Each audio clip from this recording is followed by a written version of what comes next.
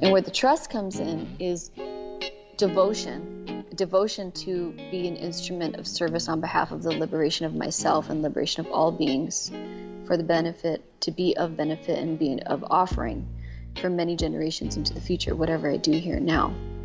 And to stay devoted to that as a way of life and a way of being, and then as in my prayer.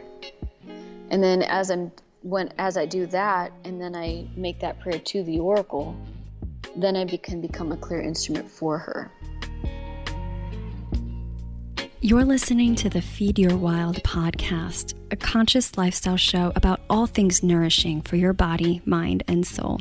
I'm Vanessa Rodriguez, and join me for candid conversations with changemakers, exploring health and wellness, food as medicine, intuition and spirituality, and nature-based practices that will transform your health and feed all parts of your wild self.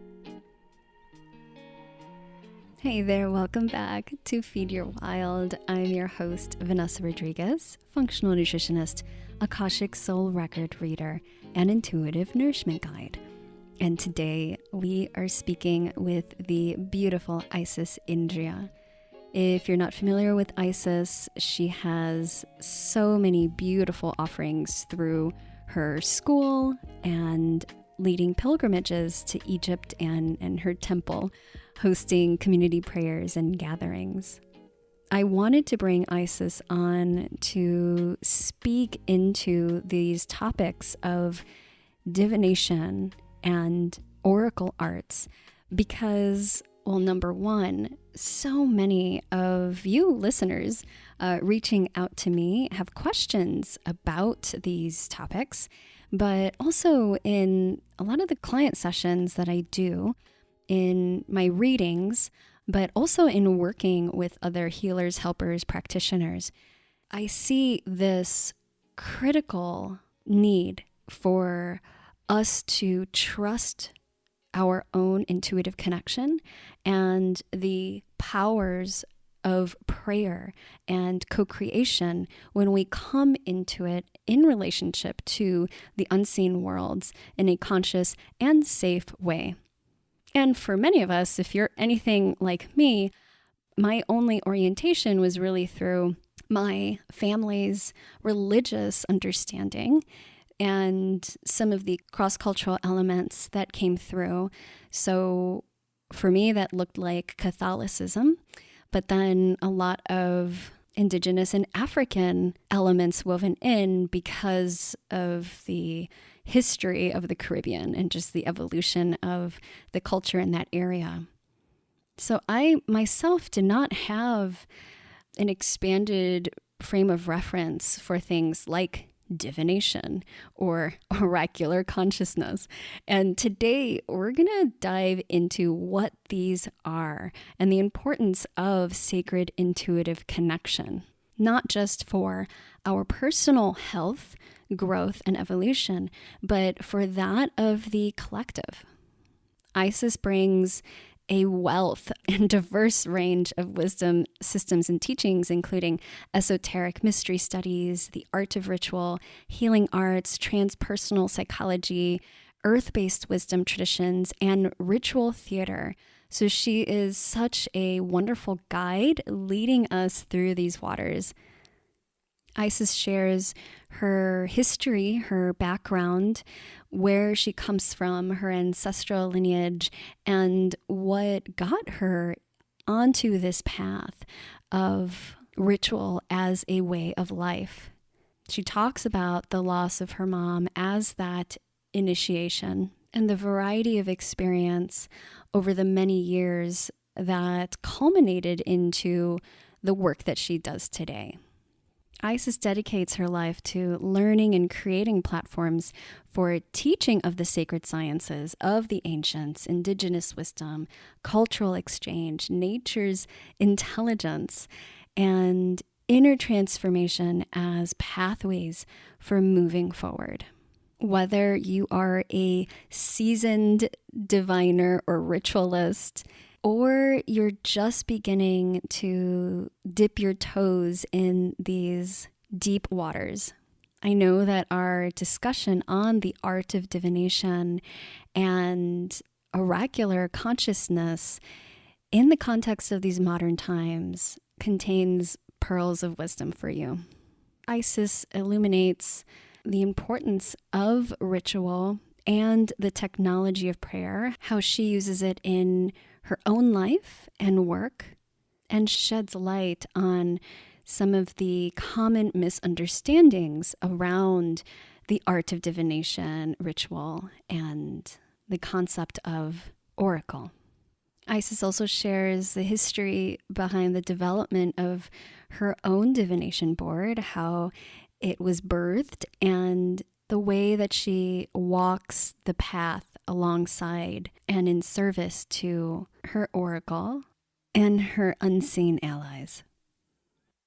We talk about how to cultivate trust and navigate the fear that might come up around participating in this kind of work so that you can truly step into a place and state of service and love. There's lots of other juicy bits within this conversation. So if you are able, I invite you to draw up a cup of herbal tea, sit outside with the sky and the elements, or buckle up if you're driving and take us along with you on the ride. All right, so here we go with Isis Indriya. Born in Mesa, Arizona, indigenous to and raised on the island of Guam, Isis dedicates her life in service to prayer, education, and community activism. As a minister, culture creator, bridge builder, and fireplace keeper for the Oracle clan, Isis is devoted to providing education platforms for her work and many other master teachers. To fulfill this mission, she birthed the Academy of Oracle Arts to bring forth an original approach to ancient teachings in a modern day. As an educator, her offerings are centered in oracle arts, ritual, divination, Egyptian cosmology, and Hermeticism. Isis shares what she has learned along the way all over the world, online, through the school. She leads pilgrimages to Egypt, and in her temple hosts community prayers and gatherings. Isis, thank you so much for saying yes and coming on the podcast. Thank you so much for inviting me, Vanessa. It's an honor to be here. I first came across you and your work last year, I believe, or maybe a couple years ago, in your Art of Divination class for spirit weavers. And just in connection and through other teachers and their connections to you. And I so appreciate your teachings. And I see that you also just finished a visit to Egypt, which is really beautiful. And I have a deep love and connection to Egypt as well. So I hope we get to chat a little bit about that today.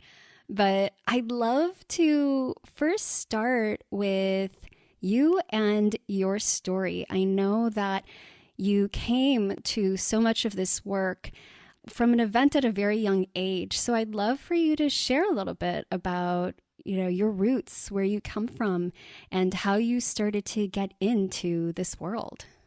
Thank you.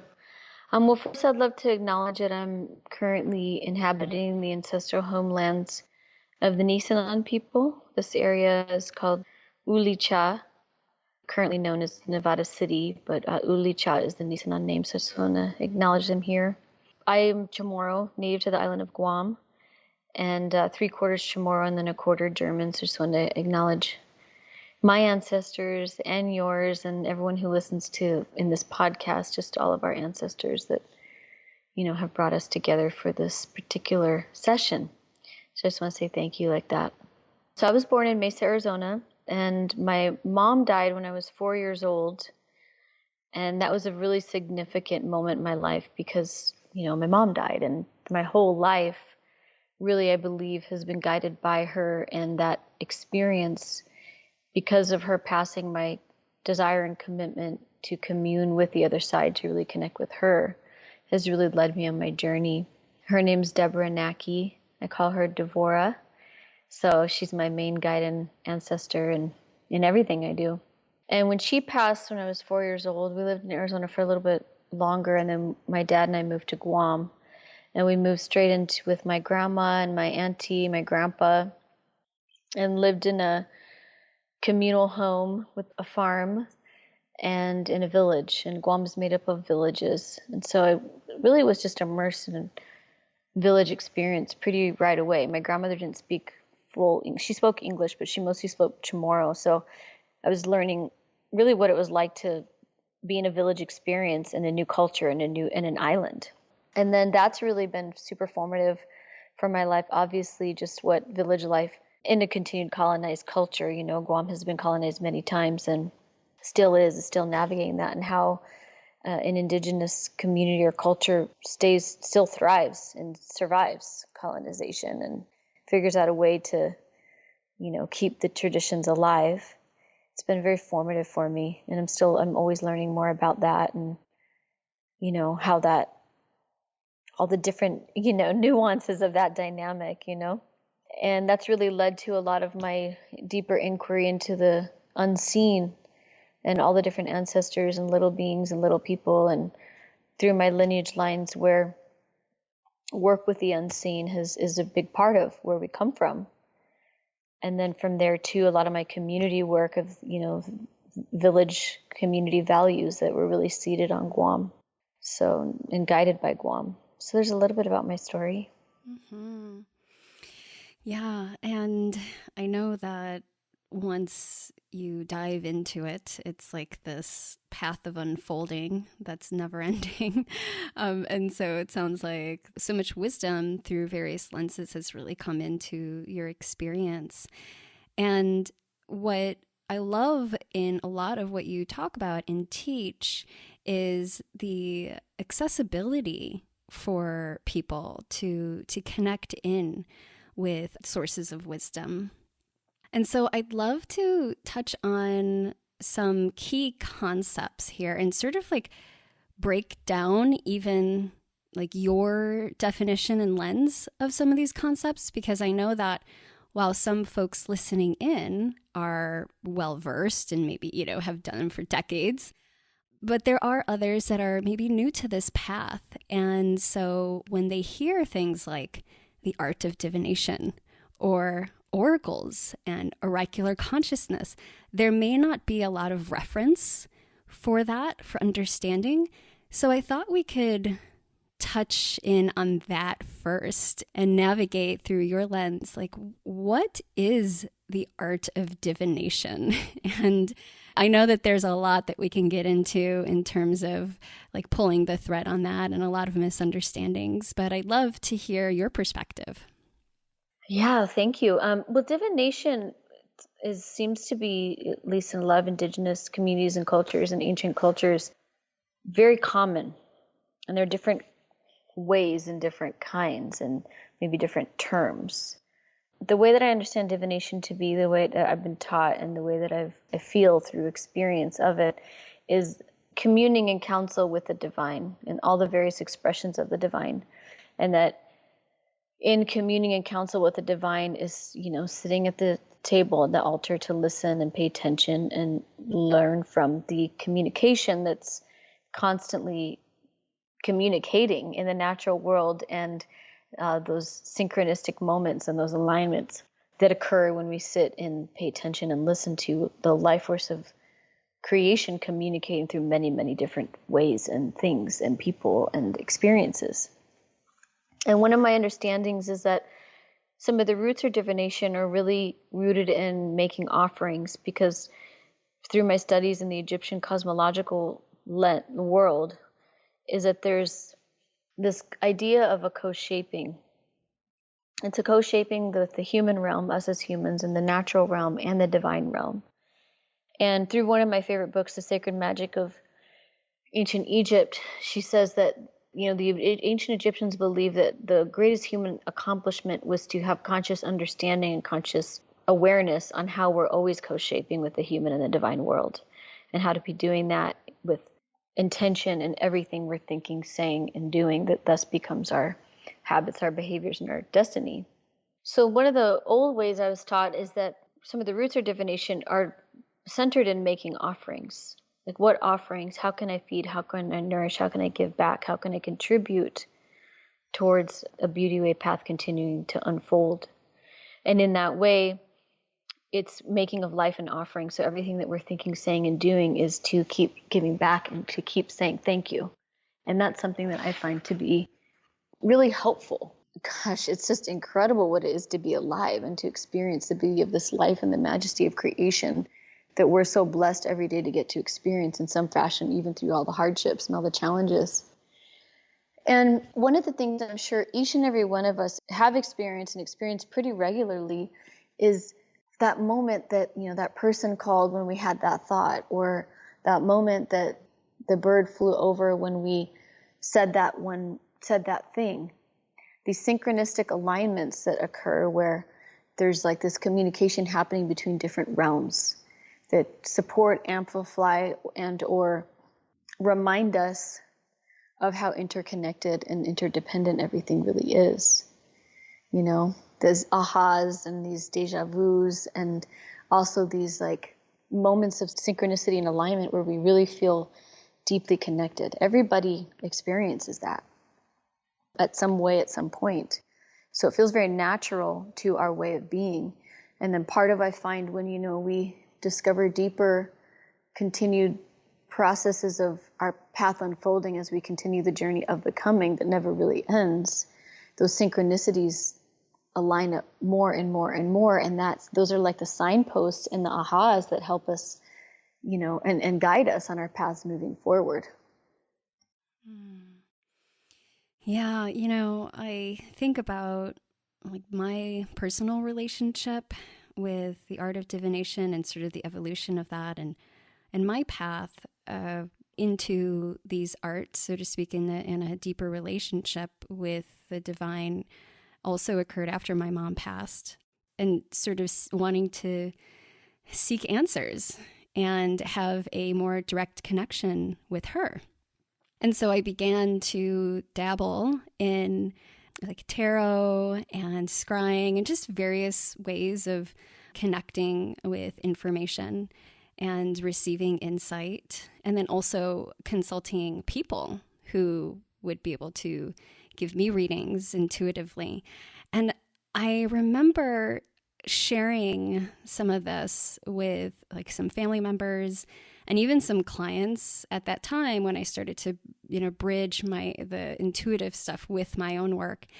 And there were so many misunderstandings of this process, of this connection, and fear around it, right? Like, especially if there's the perspective that's coming from various religions that have sort of stripped away one's direct connection with God and Source. And anything that delineates from what is accepted in that particular religion is not accepted or is deemed even like potentially harmful, right? And so it was this interesting process, because as I looked at my family lineage, my family's from Puerto Rico, and so there's a lot of influence, not just the Catholicism, but that's very strong, that I saw they were connecting in, and that they wouldn't necessarily call it divination, right? So I'm curious for listeners who are like, either they themselves maybe hold a little bit of fear of this connection, or sort of beginning to step onto this path where they start to work with things that maybe their family members don't fully accept. Do you have words of advice for people who are starting to create that bridge for themselves? Well, something I find that is a really beautiful doorway is to commune with our ancestral bloodlines and the lineage lines that run through who we are. Most of us are mixed, and we have a lot of different lineages and traditions of us. And getting to know the mystical, magical, ritualistic, if those are drawn to ritual, or just the stories, the stories of and the history and the herstory and the originals, as far back as we can go, original stories of our bloodlines, because that's a direct connection to our ancestors. And right there is so much wisdom and information, and so much unlocks, and all these doors of perception open when we start to build those relationships, because our ancestors are right here, Mm-hmm. And I love to specifically reference when I'm communing with my ancestors, particularly in relationship to opening up doors of perception around these ways. I like to reference benevolent ancestors. Because some stories we have in our bloodlines are, there's a lot there. Our ancestors went through a lot that, and simultaneously, what I've been taught is dreamed us into being here and now. And there's a lot of healing to keep doing, forever. And so in that way, when I'm starting to build those relationships, because one of the things I've been taught is that, and some people believe this and some people don't, but I really love this. We all chose to be born for a reason, right? And our ancestors, all the work that they did is connected to, and the dreams that they had are connected to the life of our lives, the preciousness of our lives. And that in choosing to be born, we came here to fulfill our purpose, whatever that may be, discover, experience our life, and fulfill our purpose, whatever that may be. Sometimes it changes, over time. And also to continue to cultivate, do the transformational healing work all day, every day, as we continue our journey back into the light, to assist everyone else along the way too, as much as possible. And then in that way, we can call upon our benevolent ancestors, guides, and allies to assist us, because what I've been taught is that there's so many friends and allies in the unseen realms. And some believe that in order for them to help, they have to be asked.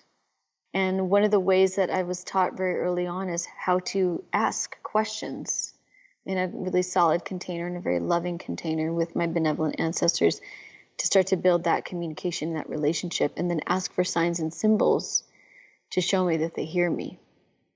And I found that has been and continues to be a very simple, helpful practice. Now, in terms of I'm sensitive to use this term, but I'm going to use it, demonization of these practices, and the fear that has unfolded because of it, and the concerns. And there's a lot of healing there in and of itself, a lot of healing and all of the misunderstandings around this work.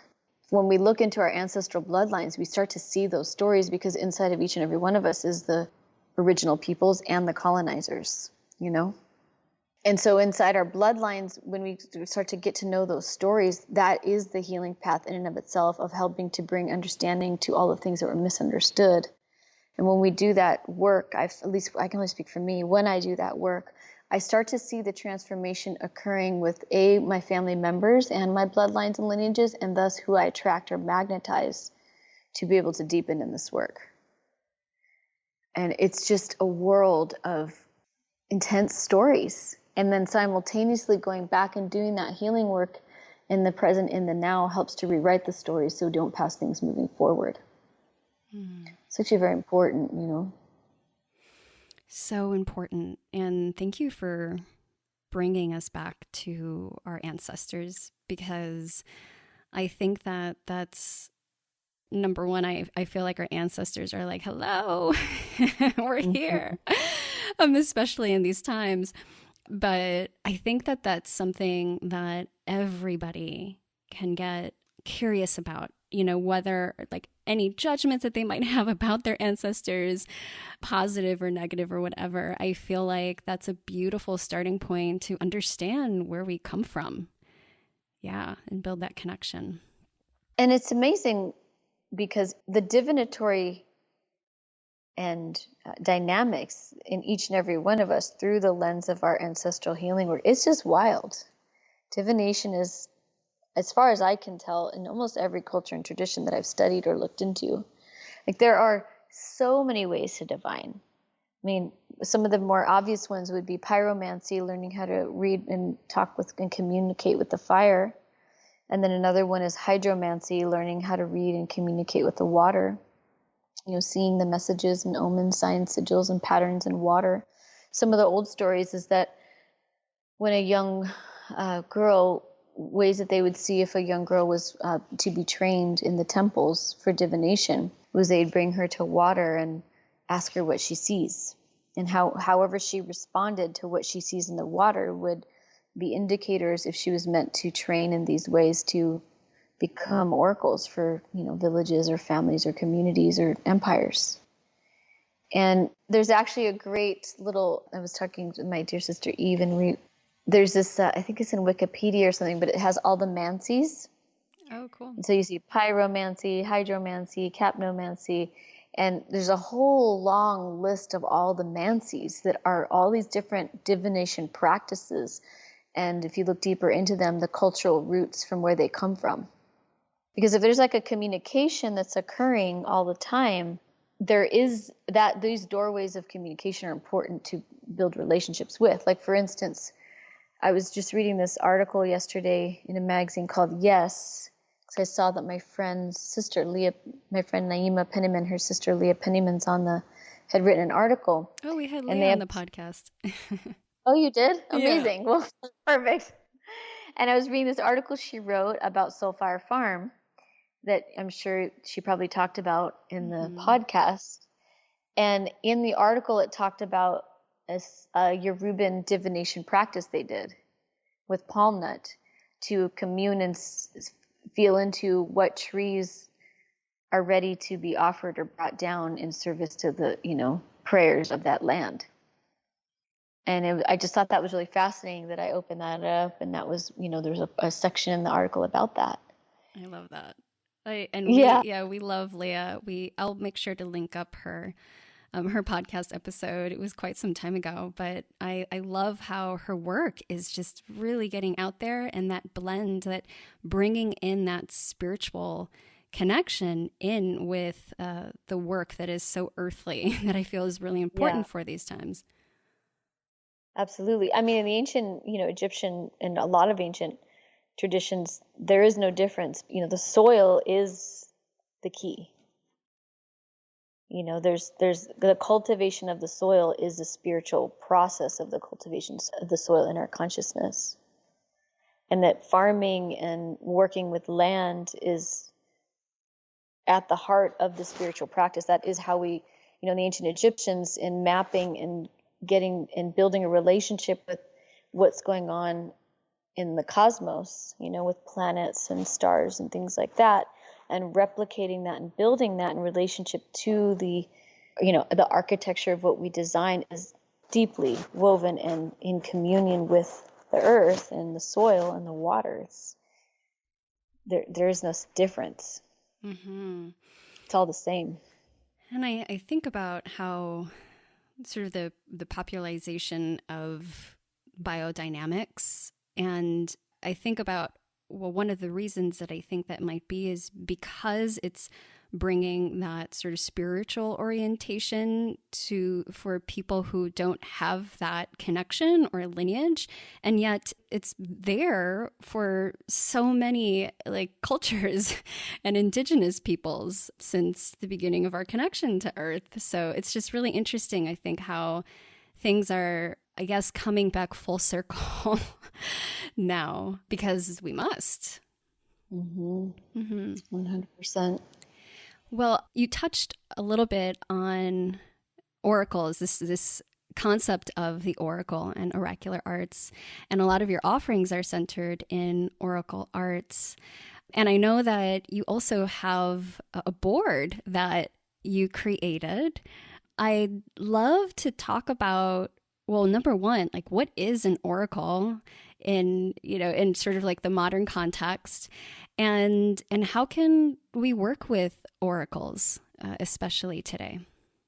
Yeah. So I like this idea of oracular consciousness, because I feel like it's this consciousness that everybody has access to. And oracles historically are known to be beings or vessels that people would come to commune with the divine, or to receive messages, riddles, guidance, advice from the gods, goddesses, from the divine, to assist in planet Earth in some fashion. And so a classic one is that most people know about is the Oracle of Delphi in Greece, where people would travel sometimes up to 2 years to just go and sit with the oracle. And oftentimes it was a she, perhaps even, those that were they, and would sit upon a stool that had 3 legs, and each of the legs, one of the things it represented was past, present, and future, that would be above these cracks or fissures in the earth, and these gases the stories are the gases would rise up, and people would come and ask questions, and then the oracles would tap into the Pythoness, which is this Python energy, life force energy that would move through them. And then they would provide information in the form of riddles or just direct words that then whomever received that would interpret and, receive guidance to support them in their home, their family, their village, and their, the empire, whatever they're leading. So that's one of the most popular oracles in history. And currently, I feel like the work, and a lot of times oracles historically later on were very much connected to prophecies or would to help with the future. And I do feel like at this point, oracles have the ability to tap into, and they did back then too, and even now, as far as what I feel, past, present, future, and time that is moving in multiple dimensions. I like to reference it as, like the divination board particularly is an oracle root. It's a divination root inside a divination house, inside a divination world, inside a divination dimension, where there's a lot of different information and communication coming from the inside and then from different directions, depending on what we're paying attention to and what we're listening to in the manifest world. Now, in the context of now, part of what I feel why this work is emerging even more at this time in our human experience is because of one of the things that we've, been noticing for the last year is the only thing that's constant is change. We've heard that phrase forever, and it feels really real, especially in the last year. Mm-hmm. The ability to adapt to the changing times and open up our capacities, these innate intelligences and faculties and capacities that we all have. Intuition is a primary gateway into all of them. To then open those doors to our imagination, what we imagine, our thoughts, get deeper into our thought realms, like what are we thinking that, obviously leads to manifestation, the word, the deed, the habit, behavior, and destinies.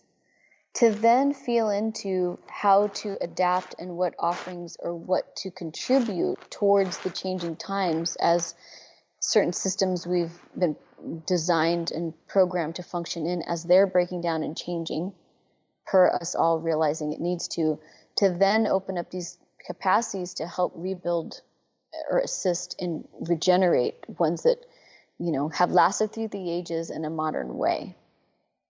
And it takes all of us because there's so many systems that are changing course right now, this time was prophesized. And I feel like oracular consciousness is the ability to take the time to attune in, and open up these doorways in our own consciousness where we have access to more faculties and more of the intelligence like inside of ourselves, just like with the water. We hear so much that water carries the wisdom of the ages because water never really leaves. It doesn't leave, it just changes form, And one of my elders was like, the same water that is in your glass right now is connected to the water that your great-great-great-great-great-grandfather drank. Because that water just changed form and it didn't ever leave. And my elder's like, the wisdom of the world is inside the water. And I think about that a lot and I'm like, oh wow. We are made of water. So does that also mean that too? Mm-hmm. I'm sure many of us feel when we actually take the time to slow down and pay attention and listen on the inside, this infinite well of innate healing, transformation, and pearls of wisdom emerge. And right now, we need that. That's so necessary. Better together. It's going to take all of us, right, for this time of transition, where we're going. And so I feel like this emerging divinatory, oracular work that many people are feeling the call to and drawn towards is to open up those inner doorways and faculties. Now, there are lots of different divination technologies that, you can work with. For instance, what you mentioned, tarot. Tarot is very, very powerful, 100%. And inside tarot is so many mysteries. It unlocks so many mysteries. And then, for instance, we talked about pyromancy and hydromancy. I particularly work with the Oracle Divination board. It's a circular board that is made up of multiple different cosmological mapping systems inside of it. Tarot's in there, and Hermetic Kabbalistic tree of life, astrology, planetary relationships, the energetic body system. And there's lots of different tools that you work with, and working with the holy elements. And so it's this, altar of where the expressions of the natural world, expressions of the divine world, and then as the human, to learn how to interact and converse, communicate, and co-shape. It's not necessarily designed to tell anyone their future. However, perspectives of the future can unfold, but it's really focused on really supporting one on one's path and supporting one in their own will and what they're creating versus trying to will something on someone. It's just to support the path moving forward. And I mean, I could talk about this for hours. I don't know if there's anything specific other than that you wanted to share, but I could go on for hours. Yeah, well, and I wish that we could too, because there's so much here. But I'm fascinated by this board. And that was in one of the classes that I sat in on that you were teaching. You brought out this board. It's so beautiful. And I would love for you to share a little bit about the birth of this board. Like, there's so many different, just as you described, so many different connections to the mystery, the great mystery, source, the universe, and beyond through these various lenses. How did the seeds of this board first plant within you? So in 2001, through a series of incredible alignments, my dear friends, Michael Manahan and Isis Indriya, we were gifted an oracle crystal ball from a man named Gabriel. We like to call him the Archangel Gabriel because he kind of just appeared and then disappeared. He came in like an angel and disappeared. I haven't really talked to him in years. He brought us this crystal ball that we call the oracle. And from there, working with this crystal ball, we didn't really know much about, I knew a little bit about scrying, but not fully. And at that point in 2001, I met one of my dearest teachers, William J. Kiesel, who became and still is my guide through these mystery ways, one of my main guides. And so he was always there with me through the process. And when we started working with this crystal ball, it showed us 23 new archetypes. Rather than using a traditional tarot deck, we created 23 new archetypes with our friend Jody. And that became the Oracle Gatherings, which is a tarot series that was also an event series that included ritual theater and education and dance celebration and food. And it was really however the archetype wanted to express itself. And so through the journey, you would receive a tarot card while going through the experience. And it took us about 10 years to get through all of the archetypes. Wow. Yeah, it was profound. One of the greatest teachings for me my whole life. I always return from learning. I keep learning from those experiences. But anyways, the oracle, and then we would go to the oracle crystal ball pretty regularly, and we started learning how to work with her and to receive instructions from her. We started learning rituals to work with her, and then we would follow her guidance. And we always kind of found over the years that the more we sort of stayed behind her and listened to what she had to say, things would flow a lot more effortlessly. And in that time period, around 2004, I remember meeting with the Oracle of my dear friends who are also part of the Oracle Gatherings community, Dana and John Stream. And we were talking about a community living dynamic. And the Oracle gave a vision of this board. And I didn't know what it was. Started drawing it, started sketching it out, and just kind of like let it be, because I didn't know what it was. Because I do believe that some visions are ours to manifest, some visions aren't. Sometimes the same vision will come to like thousands and thousands of people, but there may be 5 or 6 that are meant to manifest that one.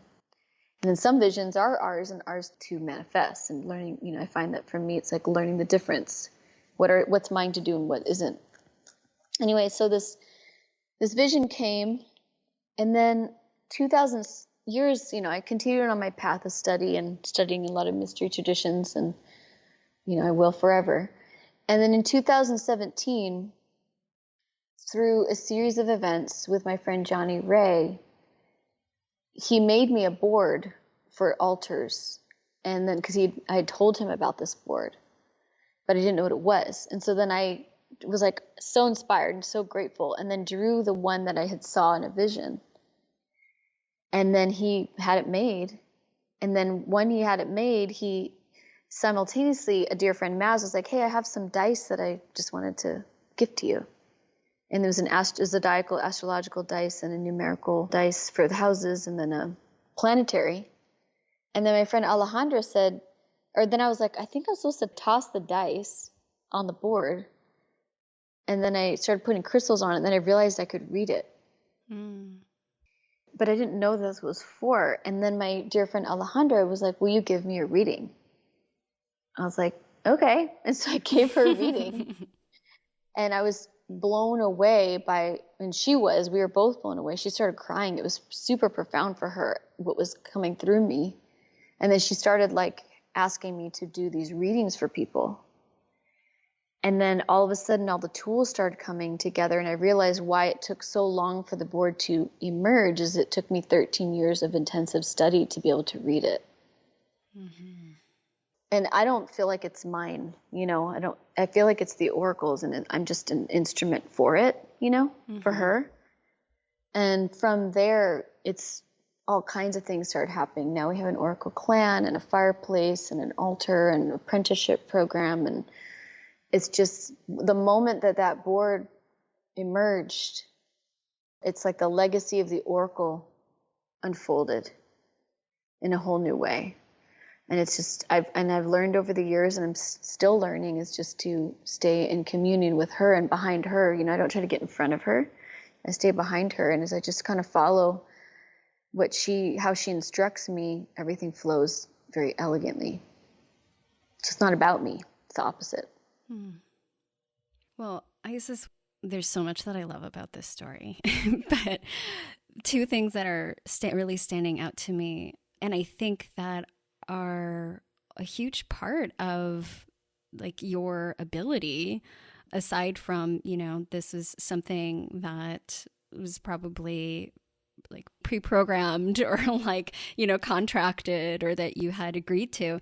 But I feel that number one is your humility and curiosity about it, but also the trust. And I feel that that's a piece that I see so many people struggling with when it comes to saying yes, to trusting that the information that they receive or that they're hearing or seeing or feeling or sensing is accurate or true.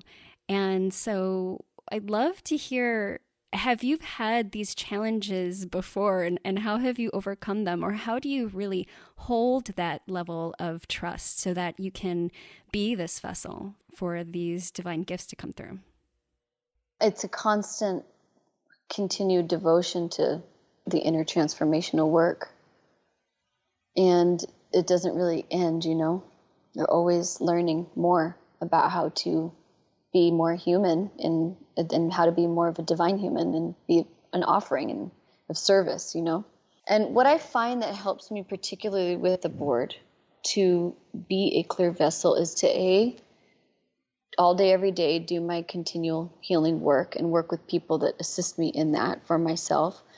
And then B, I really believe the importance of practice of prayer. Prayer can mean so many different things in so many different cultures and traditions. And in the context of this board, what I mean by that is before I do a reading, I always make a prayer to the oracle to be a vessel for her, an instrument for her, to be of service and of benefit and helpful. May this reading be helpful, may it be of benefit. And in that way, may be some kind of offering into the web of consciousness. And please, Oracle, I ask you to help me be a clear instrument for you. And so with the prayer and the container that I set up, then I'm behind her versus it being me doing the reading. I become a vessel for her, and I'm sitting behind the prayer. And then where the trust comes in is that it's not about me giving a reading. It's about what she shows me. It helps me stay humbly at the altar. And usually where I can tell where some of me gets involved is if I kind of I remember when I first started doing readings where I was like, I have a hard time reading it. or challenges reading it, and or I kind of jump ahead, or I'm sort of feeling blank, there's certain signs and symbols around me personally that show me that some of me is involved to help me become more of an instrument for her. And where the trust comes in is devotion to be an instrument of service on behalf of the liberation of myself and liberation of all beings, for the benefit, to be of benefit and be of offering for many generations into the future, whatever I do here now. And to stay devoted to that as a way of life and a way of being, and then as in my prayer. And then as I do that, and then I make that prayer to the oracle, then I can become a clear instrument for her. And so it even becomes less about trust. It just becomes being an open vessel. And then all the signs and symbols start to show themselves very quickly. And then what comes when I'm not in a divination reading is continued commitment to learning and studying too. Mm-hmm. It's a whole path and way of life, where the whole world becomes divination. Everything is communication. Yes. Yeah. I love how you touch on not just the power of prayer, but the technology of prayer. And I access the Akashic records in my work. And for the podcast, I do like a monthly collective reading. And the way that I access the records is through a sacred prayer. And I feel the difference of, just the everyday connection that we all have, that intuitive connection to source and to ourselves and to information. But then when we connect in with that technology of prayer and lay that invisible grid, it's almost like as you were saying, it takes us to a different state where it's not us doing the thing. And I think maybe that's also what a lot of folks might fear is, and I hear this because I train a lot of healers and practitioners. They have the fear of the responsibility, right? Or of like the fear of fucking up, or the fear of not being, quote, right with information. And what I'm hearing in what you're saying is that none of that is our business. Yeah. Yep. Yeah. And then the classic phrase, know thyself, in the mysteries, where, as within, so without, for sure, And the more we get to know ourselves, we can tell when we're in a clear state or not. Mm-hmm. Do you teach and train others in working with the board? Yeah, I do. We have a year-long Oracle Arts Apprenticeship program. We have one more coming up of the year. I'm starting a new one in September, October. Another year-long apprenticeship, and then an apprenticeship 2 program. And then on the Academy of Oracle Arts website, we just released the Intro to the Art of Divination, which is introducing the board and the different technologies on the board and how they work together. And then I share a bit. We do a reading there. And then also on Ritual Community, which is our community membership platform, I do monthly divination readings there also. And then we have all different kinds of classes related to ritual. So yeah, through the Academy of Oracle Arts and Ritual Community, there's a lot of different ways to get to know ritual practice from the Oracle crystal ball, from this particular lineage and divination. And then also ways to open up these faculties. And something I'm very, very excited about is I'll be doing a course through Shift Network called A Doorway into Oracle Arts. It's a 7-week course starting in the month of April, where we'll be going through 7 different stages of opening up these faculties that is innate to each and every one of us. Beautiful. Well, we'll make sure to have all the links, of course, set up in the show notes. And this podcast will be out in time for that. Oh, awesome. Yeah. So I encourage everybody to check that out. I also tuned into your workshop, Isis. Really beautiful. And I love how accessible you are as well. So I appreciate that about you. Well, I just want to acknowledge my dear friends, Roxanne and Sonia, because I'm very comfortable being a hermit and just, small little pod here in our temple. But they've really been the ones that have pretty much forced me to get more online. So I'm super grateful to them for that. They're the whole reason why. So thank you for that. I just want to honor them. Yeah, sometimes we need our friends to like kick us over the edge. Yeah, totally. Thank goddess for them. Yeah. Mhm. Well, I would love for everybody to connect in with your work. I do have a question that I love to ask guests who come on, and that is, what is one thing that is feeding your wild right now, whether that's body, mind, or soul? Spring right now in the current moment is feeding my wild, and because we just started getting back into the soil again and starting getting all the flowers blooming, and we're starting to prepare our gardens. So that is one of the main reasons. And then the primary reason for my life right now is I'm currently carrying a child, and it's the most psychedelic experience I've ever had, that's for sure. Aw. And just the wild nature of the fact that womb carriers perform miracles all day, every day. So I just want to give a shout out to all of the womb carriers and the mothers and the grandmothers and great great grandmothers and all of those that have birthing and continue to birth our species through this miraculous dynamic of giving birth. Mhm. So that is the primary just inspiration for what is keeping me wildly rooted. Mhm. Mhm. you know Yeah, talk about wild and primal. And is this your first? Is this the initiation? yeah. Yeah. And the first time we were just in Egypt, and it was our first family trip, three of us with a small group, because we do pilgrimages every year. And it was just so amazing to be in the temples, and just that's where the baby started really kicking, Hmm. and to feel where the baby wanted to go and what temples and what walls and the Nile. And we swam in the Nile, and just what elements of Egypt were really inspiring the baby. Yeah. That was just so incredible. Beautiful. Magic. Yes. Oh, big magic. Big magic. Well, I'd love for listeners to maybe walk away with one last parting piece of guidance. If anything wants to come through you right now, I'd love to invite that if that feels like it wants to come through. Yeah, I'll just share a piece of wisdom that my dad passed to me. That I just share this every time because it just guides me every day.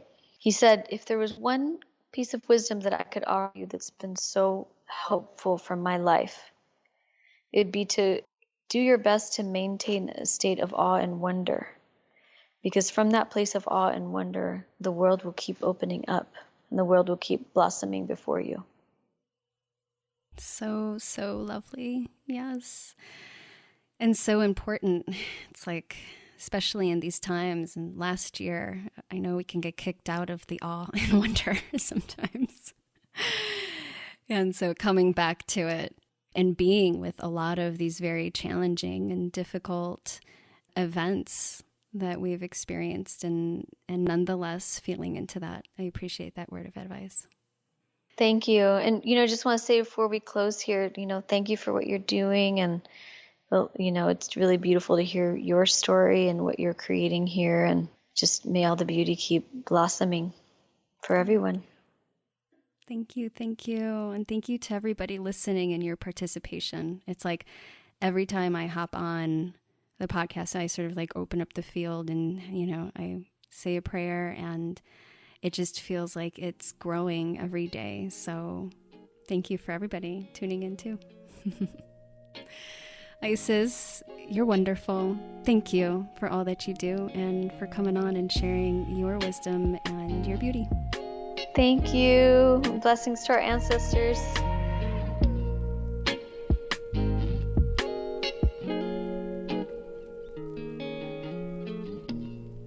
Hey there, I made something for you. One of the biggest challenges that I hear from people is that they are feeling stuck when it comes to their health. You're a smart, capable, and creative change maker, right? And you know what you should be doing for your health. So what gives? Well, it's not about willpower. And I wanted to create something that would help you to unlearn the things that are keeping you stuck so that you can get out of your own way and master the mindset of health. That's why I created Wildly Unstuck, where you'll learn the top 5 things that I have found to sabotage your health goals and what to do about them. You'll learn what it really takes to become committed and unstoppable when it comes to your health goals and find the clarity you've been looking for so you know exactly what to do to get back into alignment. And I made it totally free. So if this is something that you want to dive into and create a vision and soul goals for your health and your life and bring your gifts to the world, because we know that we need it, then I invite you to join us in Wildly Unstuck. You can find that at wildlyrooted.com/unstuck. I'll see you on the other side.